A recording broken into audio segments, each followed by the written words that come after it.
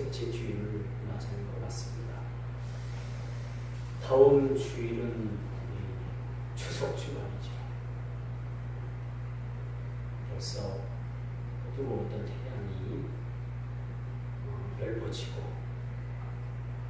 벌써 가을인가 하는 좋은 계절을 우리가 맞이하고 있는 것 같습니다.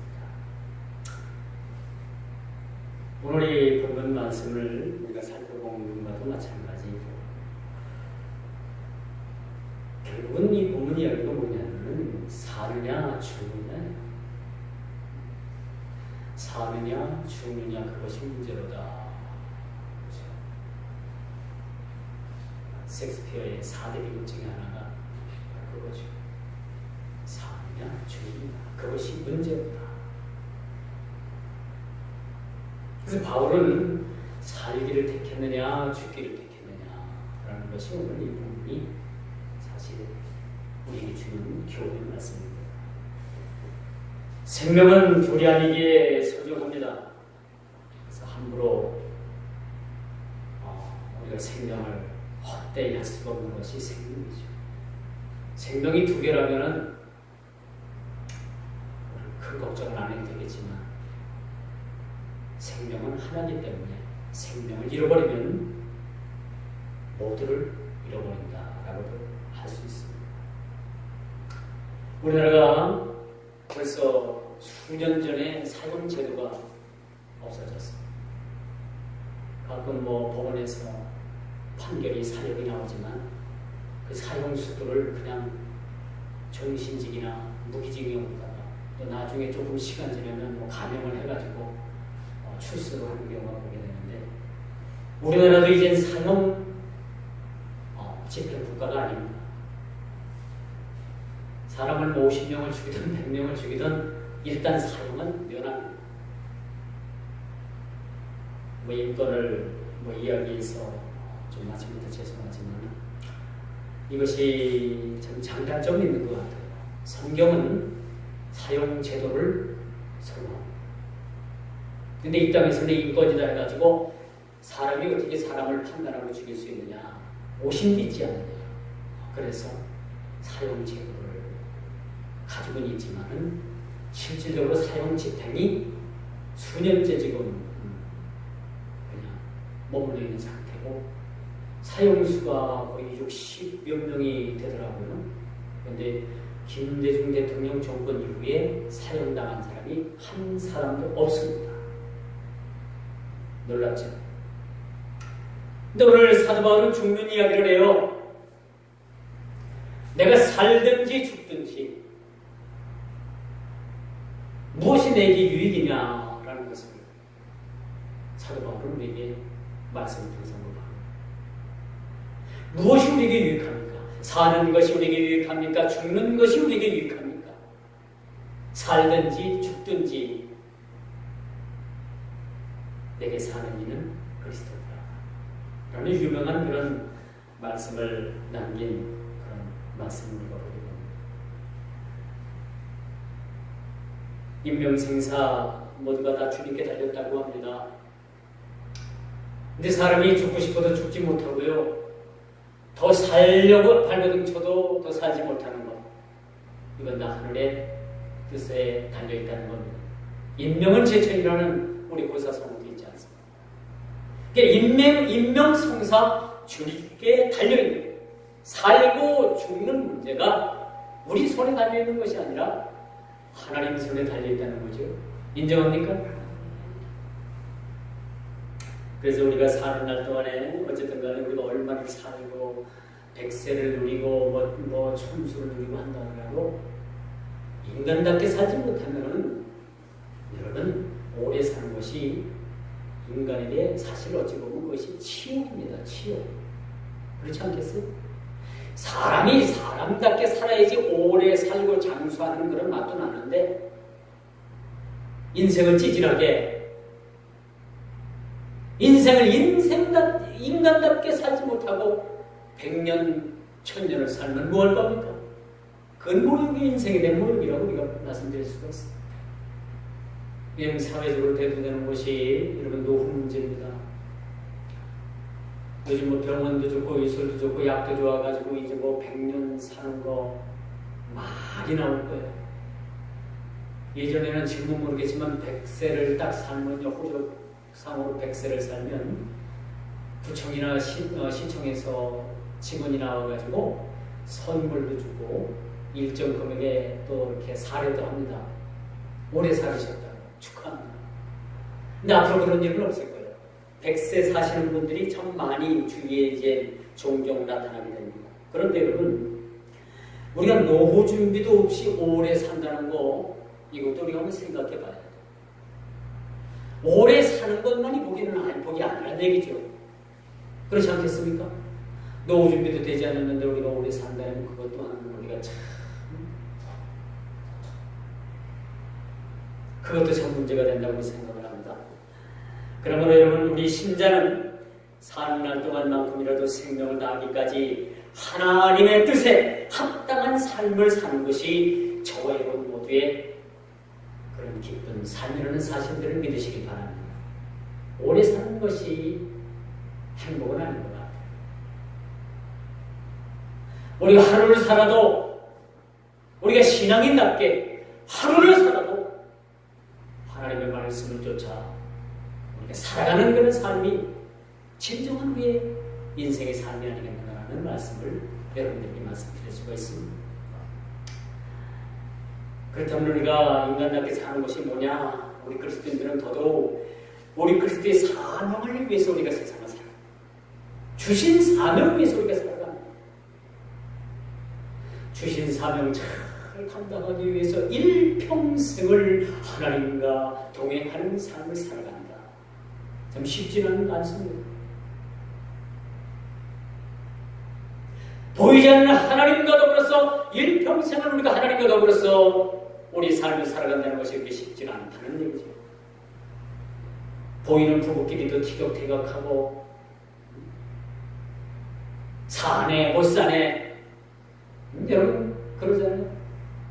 그런데 어찌 보이지 않는 하나님과 일평생을 동행하면서 우리가 살아갈까? 이건 믿음의 신앙이 아니면 결코 우리에게 있어서 불가능한 일이라는 사실들을 우리가 알게 되는 것입니다.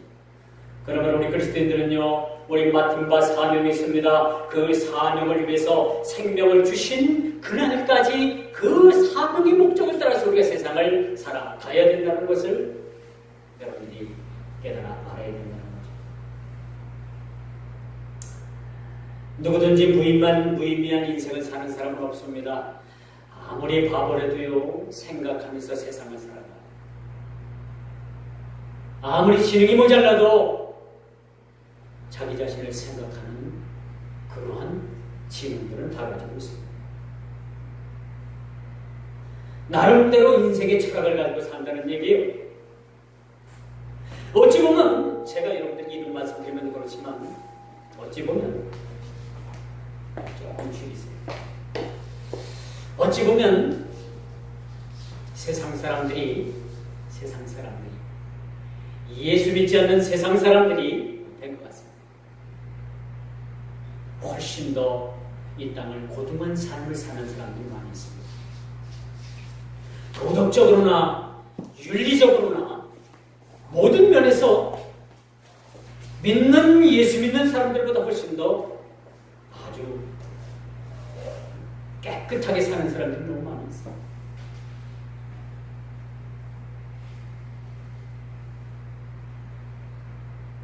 그렇다면 우리가 세상을 어떤 방법으로 살아야 되는가? 우리가 세상적으로 아무리 윤리적으로, 철학적으로, 도덕적으로 완벽하다 할지라도 세상에 완벽한 사람은 없습니다. 모든 사람이 죄를 졌고 모든 사람이 죄인이라는 것을 성경은 우리에게 이렇게 힘주어 강조합니다. 저희 시골 모교회에서 세례를 베푸는데 목사님을 이제 초청을 해서 세례를 베푸는데 이분이 예수 믿은 지가 얼마 안 되고 이제 저희 집사람이 그 집 딸을 이제 좀 잘 보살펴 줬어요. 안 됐고 또 딸이 조금 이제 지능적으로는 조금 그래. 집사람이 좀 아주 지속적이지는 않지만 그래도 딸을 잘 돌보고 가끔 또 죽을 써가지고 그 집에 찾아가서 전도도 하고 그래서 이 노인이 나왔어요. 전도가 돼서 나왔는데 이제는 6개월이 되고 1년이 돼가는데 이제 세례를 베풀어야 하는데 목사님이 물었죠. 아무 계시 당신은 죄인인 것을 믿습니까? 했더니 저기 내가 왜 죄인이냐? 나 죄진 거 없다. 이 양반이 유교 사상에 젖어 있는 분이라서 아주 유교적으로 또 깨끗하게 사셨던 그러니까 자기는 죄인이 아니라는 거. 그래서 결국은 세례를 못 받았습니다. 다음에 받으십시다 하고 세례를 못 받았어요. 세례를 안 주는 게 또 원칙이죠. 그런데 여러분 아이러니하게도 그분이 그 이후에 돌아가셨어요. 꼭 세례를 받아야지만이 우리가 천국 가는 것은 아니지만 이 성경에서 하라고 하는 것은 해야 됩니다. 할렐루야. 여러분 우리가 단연코 여러분들 제가 여러분들에게 말씀을 드리지만 성경에서 하라고 하는 걸 해야 돼요. 핑계대고 이 핑계대고 저 핑계대고 믿음이 없고 뭐가 없어서 못했다고 그건 이제 단지 핑계뿐이죠. 또 단지 성경에서 하지 말라는 건 또 하지 말아야 됩니다.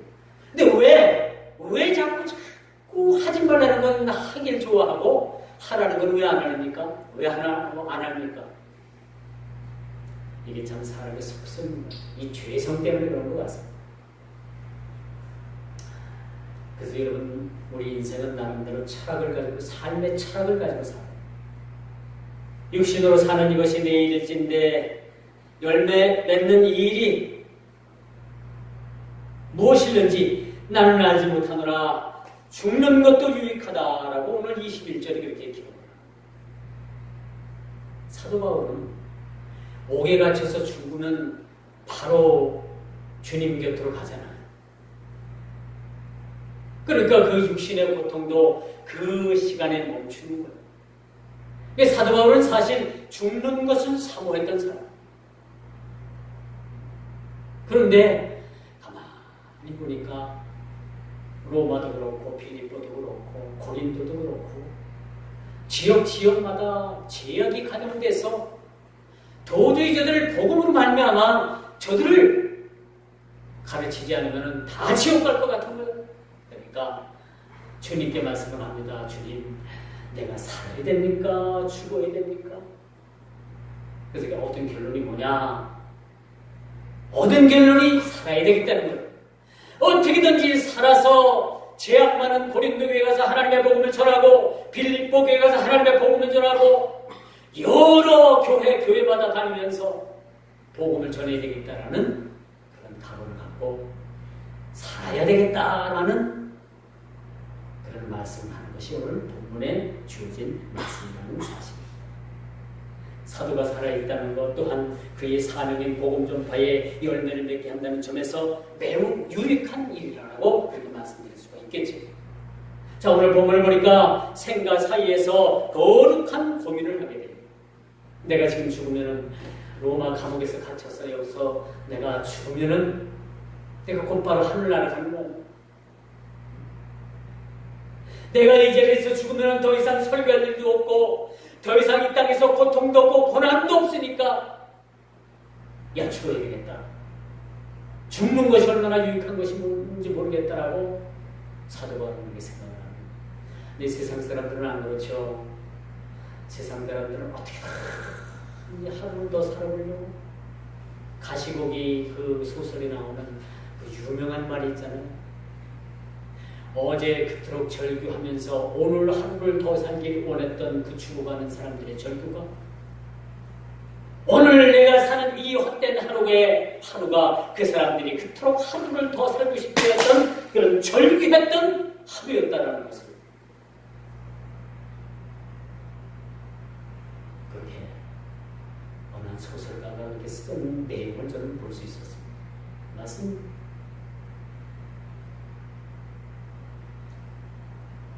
그래서 사도 바울의 삶이 그리스도를 위한 것이었다고 고백과 함께 왜 그가 다시 왜 그가 살아야만 하는가라는 것을 우리들에게 알려주고 있죠.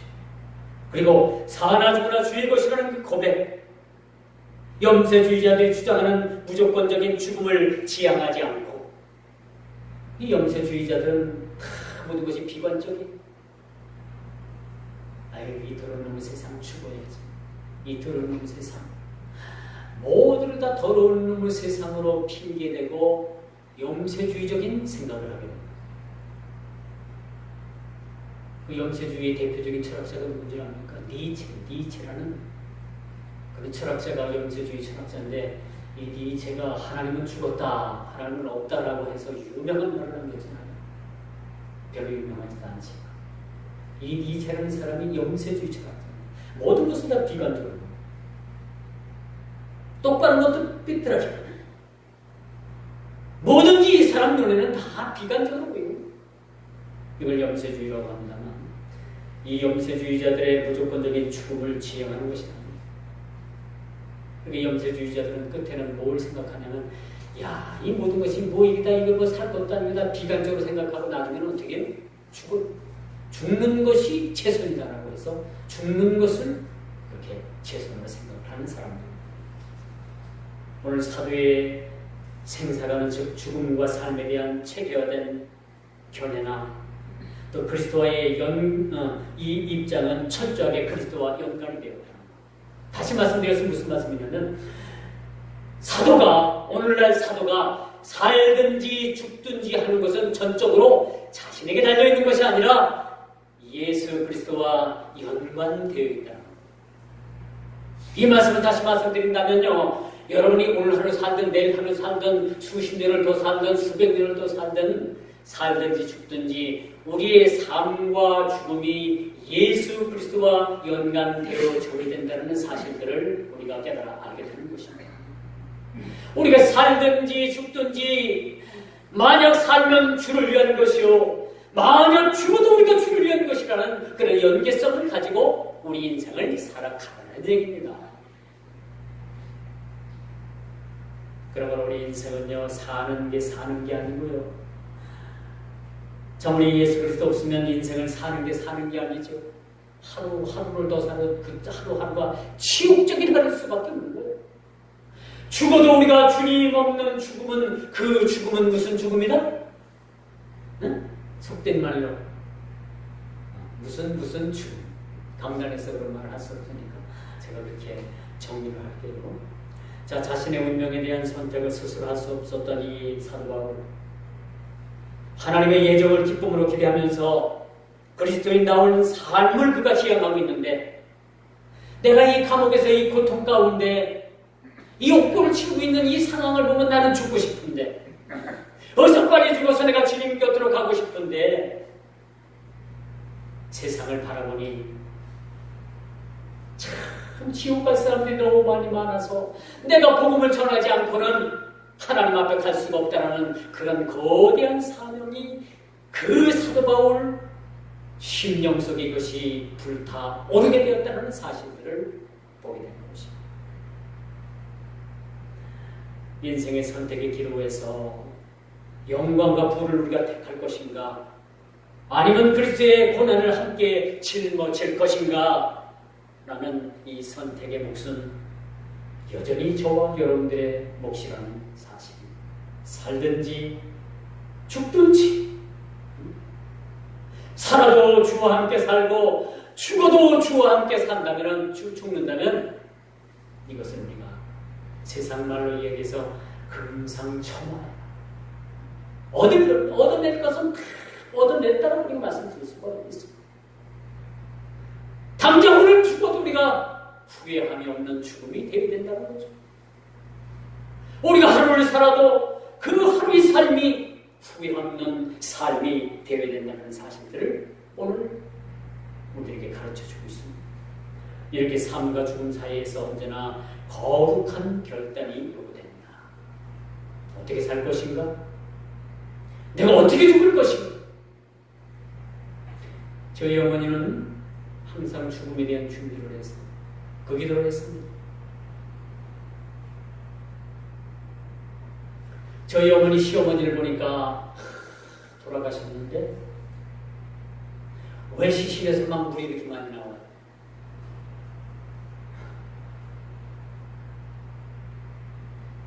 그래서 막 그 읍내 가가지고 장판 비닐을 끊어다가 막 그냥 그 관 밑에다 대고 장례를 치르는데 그 행여 있는 사람들 막 옷이 터졌는 그럴 정도.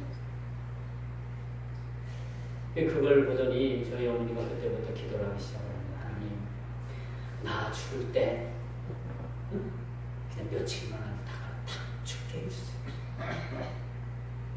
사실 하나님께서 그 기도를 받으셨는지 저희 어머니는 딱 3일 만인가 이틀 만인가 그렇게 앓다가 천국 가셨어요.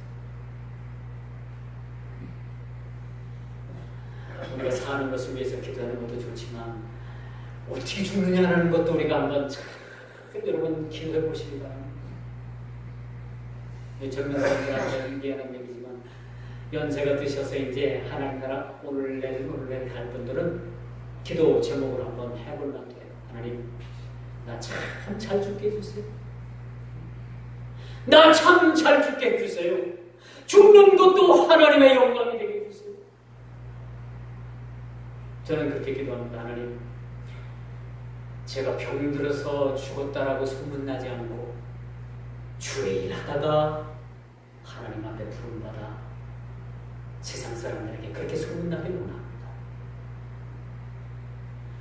제가 이제 목회를 접고 은퇴 후에 선교사를 나가서 선교지에서 죽든지 죽을 때까지 하나님의 복음을 전하다가 주의 일하다가 죽든지 그렇게 죽길 원합니다.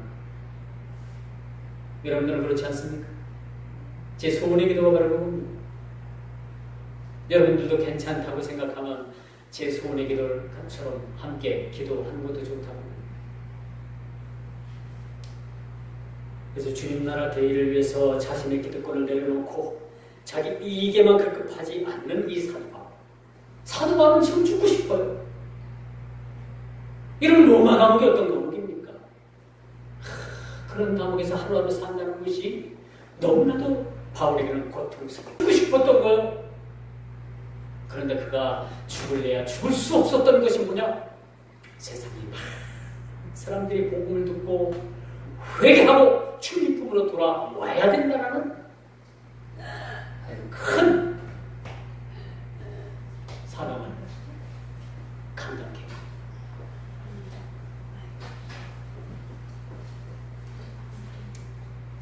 이런 일이 미련하고 바보스러워 보일지는 모르겠지만 우리가 주님을 위해 자신의 기득권을 내려놓으면 무엇보다도 아름다운 일이라고 말씀드릴 수가 있습니다. 주를 위해 자신의 생명을 내려놓으면 초대교회 성도들의 또 하나의 그 영광 자체였다는 사실이죠. 그러므로 여러분, 사도가 오늘 선택한 이웃이라고 하는 일, 다시 살아야 되겠다는 일, 내가 죽는 일보다도 먼저 해야 될 일이 있는데 살아서 많은 사람들에게 하나님의 복음을 전해야 되겠다라는 그러한 하나님의 복음에 대한 열정, 이 열정을 우리가 사실은 높이 살아야 되겠다는 겁니다. 오늘 선교 현장에서 자신의 생명을 내어놓고 복음을 위해서 생명과 맞바꾸는 선교사들이 얼마나 많이 있는지 모릅니다. 특히 모슬림 같은 데에서는 기독교가 얼마나 생명의 의임을 느끼면서 복음을 전해야 되는지 모릅니다. 이름 없이 빛도 없이 그 복음을 전하다가 생명을 빼앗기는 그날 그 시간이 가지더라. 그들은 기쁜 마음으로 하나님의 말씀에 진력할 수 있다는 것은 오로지 사명 하나의 목숨을 걸었다는 것. 사명. 그들은 생명의 위험을 무릅쓰고 사역을 감당했습니다. 우리는 그 현장에 가지는 못하더라도 그들을 써붙어줘야 돼. 그들을 도와야 돼. 우리가 가지 못하면 간 사람들을 우리가 보내야 돼요. 갈 사람들. 그리고 그들을 도와줘야 됩니다. 사도 바울은 감옥에서 고역과 오해와 결박과 고독과 싸우는 그런 처절한 옥고 생활 가운데서도 그가 반드시 살아서 하나님의 복음을 전하고 많은 자들을 사명자로 세우기 위해서 우리 주님의 이 일을 감당하기 위한 오늘 사도의 몸부림을 우리는 본받아야 된다는 사실들을 여러분 기억해 주시기 바랍니다. 그는 육신의 짐을 다시 짊어지면 24절에 그렇게 말씀하죠. 그러나 내가 육신에 구하는 것이 너희를 위해 더 유익이라. 이런 고백 속에서 사도가 그리스도의 복음을 위해서 육신의 고난을 채우고 살아야 될 이유를 밝혀주고 있습니다. 오늘 본문 24절이 왜 사도 바울이 살아야 되겠다라는 마음을 먹고 있는가?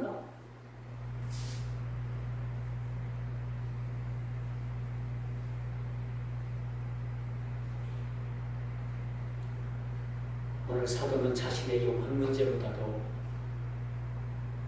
교회 사역이, 자신에게 주어졌던 그 사역이 얼마나 이것이 큰 것이었는가 하는 것을 느끼게 되므로 성도들의 유익을 위해서 자기 육신을 채우는 것이 아니라 그리스도를 위해서 자기 육신을 채우는 사실을 우리가 봅니다.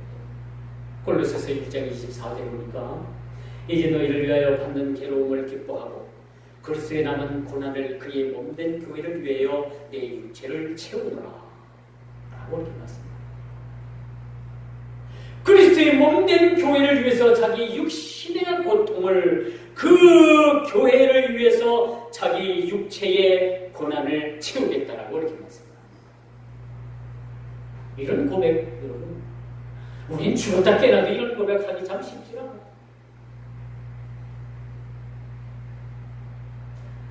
제가 몇 년 전에 이 말씀을 우리 지순자 권사님께 말씀을 드리면서 권사님이 이렇게 하실 수 있어요 했더니 그냥 피 웃고만 말았어요. 제가 다시 한번 이 골로새서 1장 24절을 말씀드릴 테니까 읽어드릴 테니까 누구라고 여러분 할 것 없이 여러분 자신들 한번 다들 생각해 보십시오. 그렇게 하실 수 있나? 이제 너희를 위하여 받는 괴로움을 기뻐하고 그리스도의 남은 고난을 그의 몸된 교회를 위하여 내 육체에 채우노라. 아멘.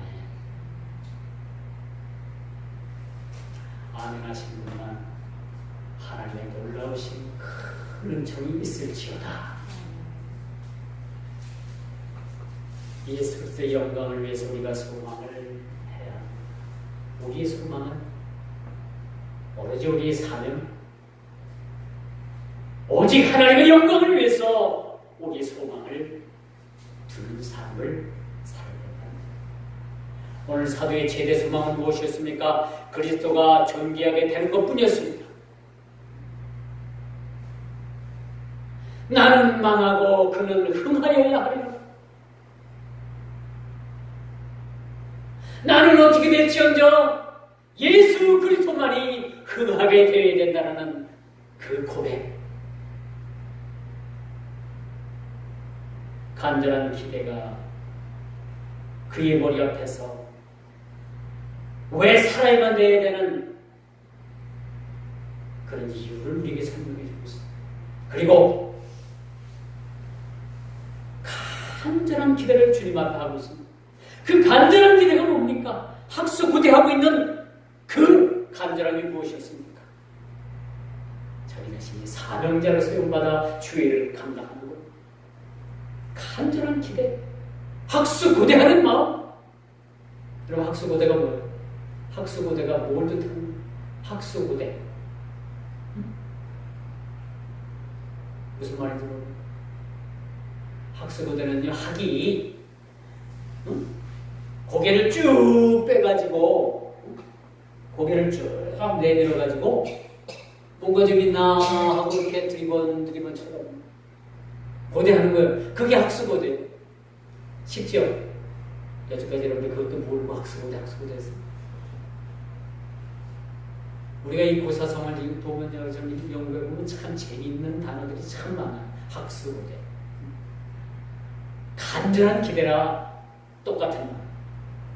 우리 자신에게 어떤 핍박과 고난이나 환난이나 할례에 닥쳐온다 하더라도 오직 주님께서 높으심을 받으셔야만 한다는 이 바울의 고백.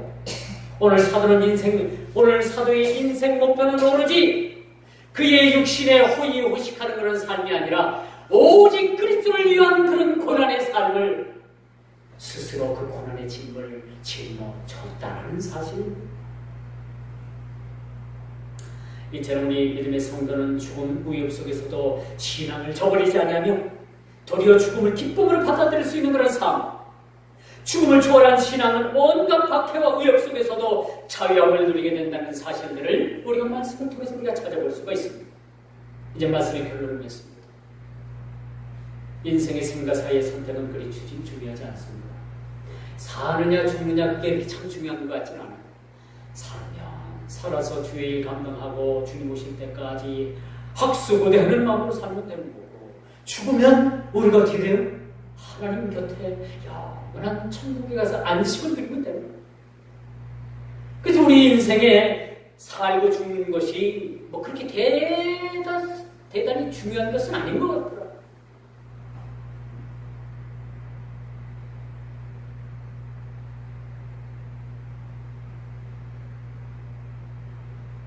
그래서 우리가 참된 인생이라는 것은 무엇이냐?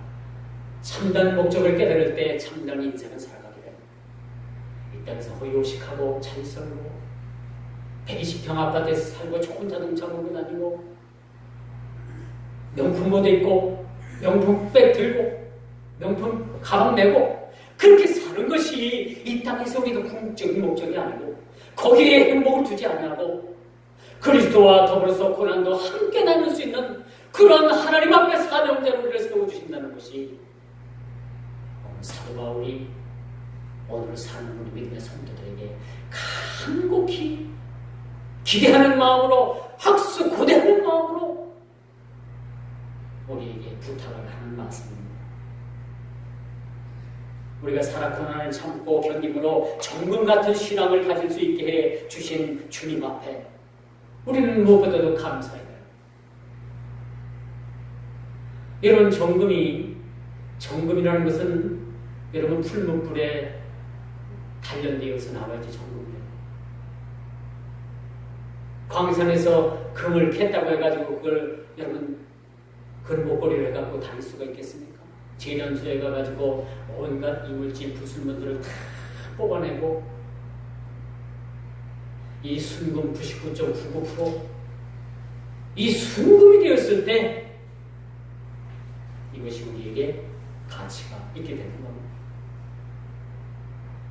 우리가 죽게 영광이 될 수 있더라면 기꺼이 생명도 내려놓을 수 있는 우리 사명자적인 삶, 사나 죽으나 우리는 주의 것이라는 그런 고백이 저와 여러분 모두의 고백이 되기를 주님의 이름으로 축원하면서 말씀을 맺도록 하겠습니다.